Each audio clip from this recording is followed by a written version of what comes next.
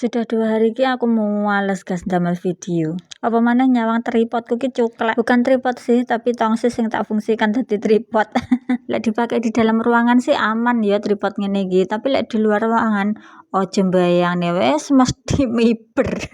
Nyatu hargane ki lho lek ketumbas mek 15.000. Sajane lek bener-bener niat damel video ki HP disendekne opo ngono ae wis dadi video lho. Opo diganjel-ganjel hulek-hulek. Tapi karena yo males kulit ora dadi video malian. Sebenarnya pengen lo tumbas tripod sing rada apik ngono, tapi ngene iki arepe riyo ki rumah saku kabeh kebutuhan kok kuwe tok to. Jan kabeh ke rumah saku malah empan kalau kebutuhan.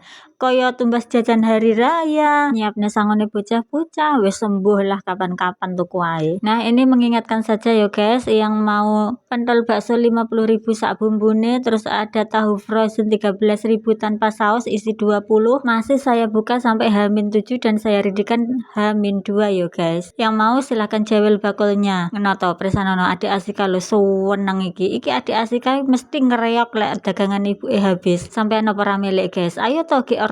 Sebelum 2 hari lagi lo tak tutup orderannya.